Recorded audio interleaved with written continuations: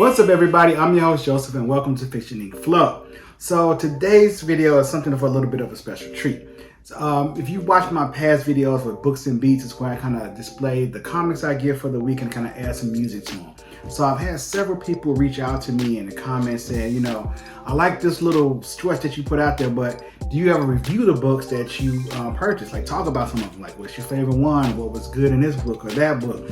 So I do have a treat for you. In the words of my friends from Young Justice, today's the day. Yes, I'm excited. Today's the day. Today's the day. That's right, today's the day. So I'm going to go over a few books that I purchased last week and give you some of my personal reviews. All right, let's get right into it. So the first book that I really liked is a new book. It's an indie comic called Flawed. So here we go.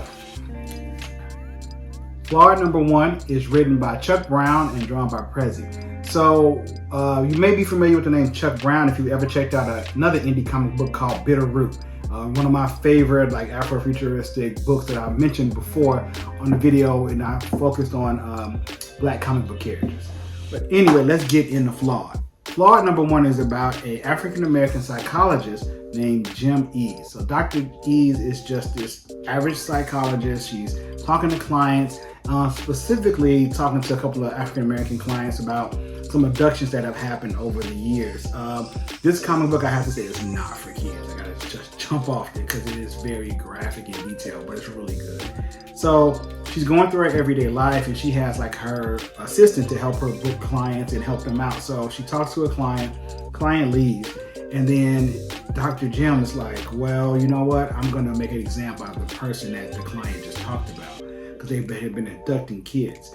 And so she is not a superhero at all. She is just a regular woman with, I guess, really good skills. So she has good combat skills. She knows weaponry really well. She's kind of like a modern day Batman almost. So after the clients leave, she's opened up like her back room, and you can see all these gadgets and things she has, and she goes on a hunt for this person. So she goes into their organization, busts them up, taking all these guys out graphically.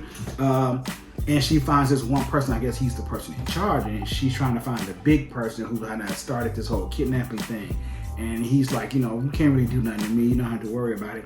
And she's like, all right, I'll take care of it. And so she executes him. But he comes back. She's like, wait a minute, that's strange. Like, maybe I should try a little harder.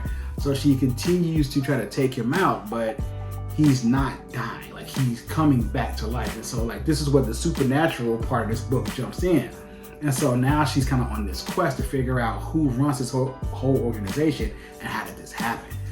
So cut to another scene where there's a person who's unnamed hooked up to this machine. It's like he's getting some kind of blood transfusion, and he's trying to figure out where his partner is. And it's the guy that Dr. Jim just executed.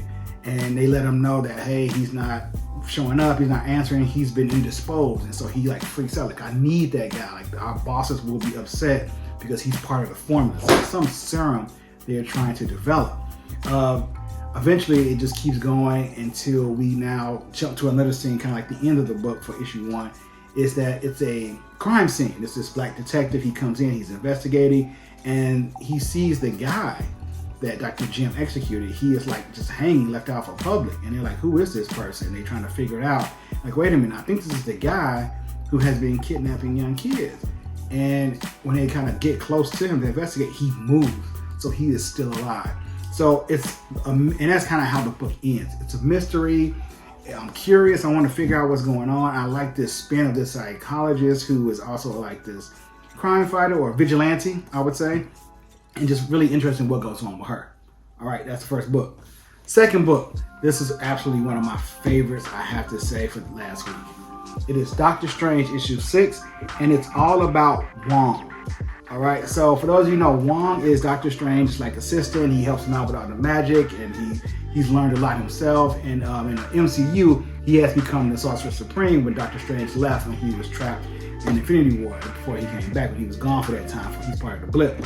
So it kicks off with this new organization that has been kind of hunting down the Sorcerer Supreme. As you may know, if you've been keeping up with modern Strange comic books, Doctor Strange is dead. He is not around. So clear, I got the poster right here, Doctor Strange's strange wife. She is the new Sorcerer Supreme since Doctor Strange has been dead. So what's happened is that there's been this group that's been attacking them called the Blasphemy Cartel. They're like military precision, and they're targeting anyone in New York specifically with magical abilities, any connections to the occult or the underground, and they're trying to like stage a coup, like take over to be in charge of all magic in New York. And so they keep hitting them hard with different things, and it's like, one's like, why don't I know anything about these people? It's like, I feel like I should know if this magical organization has been around, because it's like they're not just new. So Juan is really trying to figure out who this Blasphemy Cartel is. They're hitting with, like I say, military precision, they're attacking, and it's like, he's like, I feel like I should know who they are at this point. Like, how come I don't know anything about them? So Juan goes to seek out some answers, and he goes to a famous hangout for a lot of magical beings in New York called the Bar with No Doors. As he goes there, he is thinking about this process, and he encounters the bartender, a young lady named Jenny.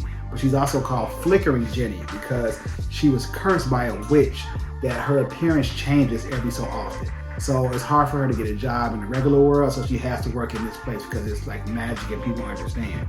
So he's going on this long conversation with her, kind of opening up, telling her about the Blasphemy Cartel, and he was like, well, I think something's wrong with you because we don't know about them, we haven't heard about them, but I don't know, you can get it checked out. Wong realizes that he has some memory, but it's been removed. So he did know about them, but someone removed that memory from him. Why? I don't know. That sends Wong on an investigation. So first he kind of talks to Black Widow. He was like, look, I have this item that they left. So last time we fought, it's like this crescent looking item. And he hands it to Natasha. It's like, look, you know anybody, any organization that kind of uses something like this? She's like, nah, I don't. And she's like, it's not Hydra, it's not this other group, so you need to probably check out. Seems like it's a governed group, and that you need to try to figure out if anybody else knows any information. So it led to a dead end.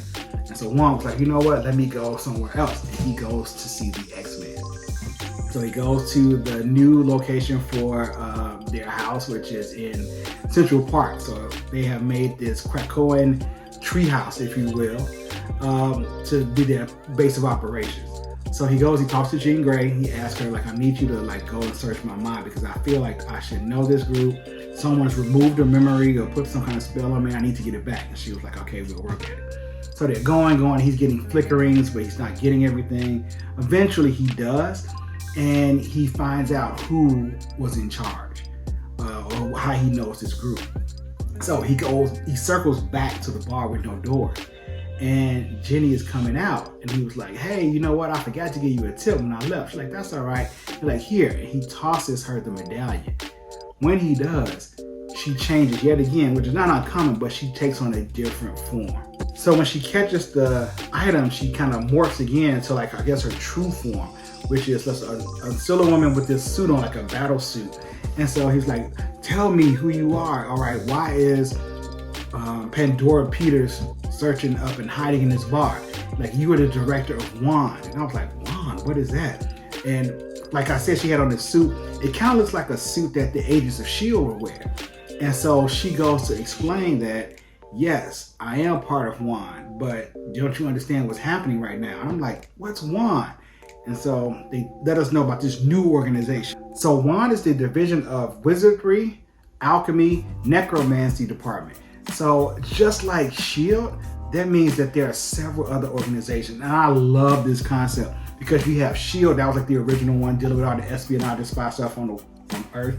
Then we had SWORD, they kind of deal with stuff in space. And now we have Wand, this whole magical division. And if you think about it, it makes sense. They can't let all this stuff go on for years and not have a group of people who are monitoring all the magical activity throughout the Earth. And I was like, this just blew me away because I'm like, I'm glad to see this because it just opens up the whole category and made me think what other organizations are out there that we don't even know about yet. Spoiler warning, the book ends letting everybody know that the Blasphemy Cartel is Wand. So that the agency is kind of like defected and they're trying to take over all magic in New York. So I am here for this ride. It was a great read, one of my favorite books from last week. And so I'll be doing more of these reviews when I show you my weekly books in the Books and Beats.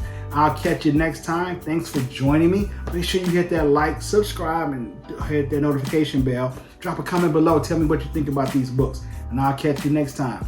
Peace. We are talking about fiction ink flow. What's up? If you don't have it, you are truly missing Fiction ink flow. What's up? We are talking about Fiction ink flow. what's up?